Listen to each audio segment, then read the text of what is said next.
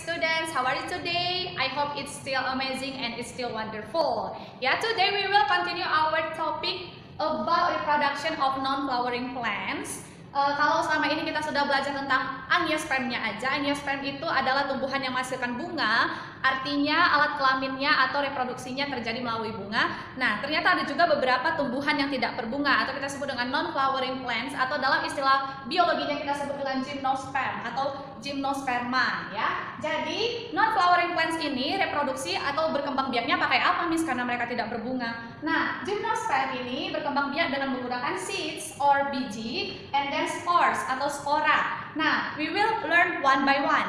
Okay, we start from seeds. Some gymnosperm that use seeds to reproduce and berkembang biak itu contohnya pada conifers. Conifers ini adalah salah satu atau beberapa tumbuhan yang memiliki ciri khusus, yaitu berupa daun yang berbentuk seperti jarum-jarum. Itu contohnya bisa kita lihat pada pine trees atau pohon pinus, dan juga pada junipers, ada juga pada pohon cemara. Intinya pada beberapa tumbuhan yang memiliki daun seperti jarum-jarum. And then seeds pada conifers we can found in cones. Di dalam suatu buah biji, bijinya itu terselubung yang kita sebut dengan cones, atau in bahasa biasa kita sebut dengan strobilus. Nah, strobilus pada pohon pinus ini sering dimanfaatkan sebagai gantungan kunci. Strobilus juga pada conifers ini ada male strobilus sama female strobilus. Ada strobilus jantan dan ada strobilus betina. Next, we continue with spores. In bahasa itu spora. Spores ini digunakan oleh tumbuhan ferns and mosses untuk berkembang biak. Ferns itu adalah seperti tumbuhan paku,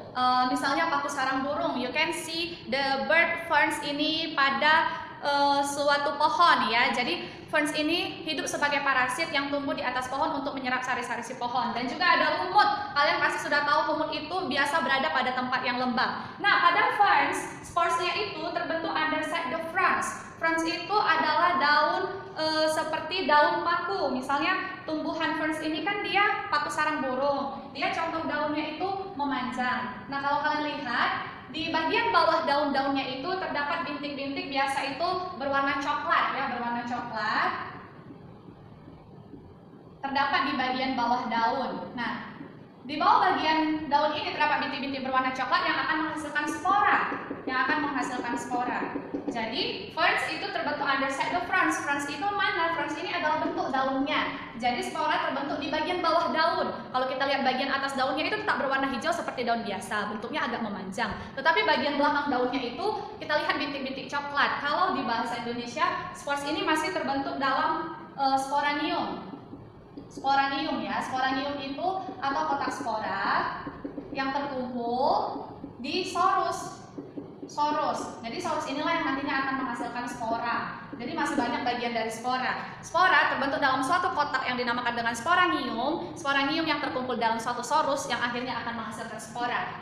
Nah, so how about the mosses atau pada lumut-lumutan? Spora pada lumut-lumutan grow and develop in a capsule ya. Jadi dia terbentuk dan mulai berkembang di dalam suatu kapsul. Itu kalau misalnya kita perhatikan beberapa lumut itu sebenarnya ada bagian kecil ya. Itu kita harus mengamati dengan bagian mikroskop. Dan ada bagian kecil itu biasa ada bagian kapsulnya di atas-atasnya. Jadi disinilah nanti yang akan membentuk sporanya. Jadi spora ini biasanya berukuran sangat kecil dan dapat diterbangkan oleh angin. Jadi angin juga termasuk bagian yang membantu reproduction of non-flowering plants. Nah, jadi intinya jika ada pertanyaan kan, ferns and mosses itu kan berkembang biak dengan menggunakan spores. Iya, tapi proses pembentukannya itu tidak sama. Jika ferns itu dibentuk di bawah daun atau kita sebut dengan fronds, sedangkan pada mosses sporesnya itu dibentuk pada bagian kapsul, pada bagian kecil di kapsulnya. Nah, berbeda lagi dengan seeds. Seeds itu kan pada conifers. Tadi Miss bilang conifers itu adalah tumbuhan yang daunnya seperti jarum-jarum. Conifers ini terbentuk dalam cones atau in bahasa itu strobilus yang merupakan biji dari tumbuhan yang berjarum-jarum tersebut.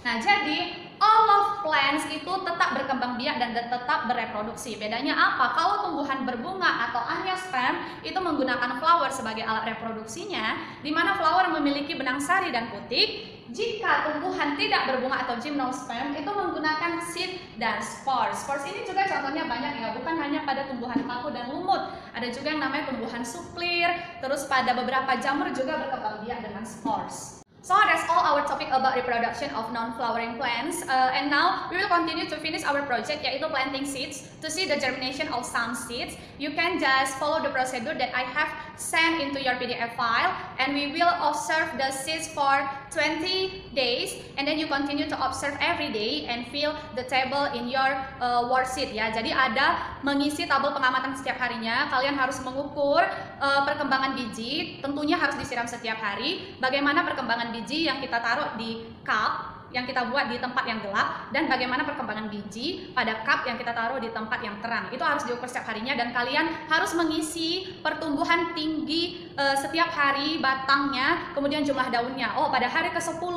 daun pada tempat gelap sudah mulai muncul. Isi di tabel pengamatannya. Oke, that's all I have. Thank you. Bye bye.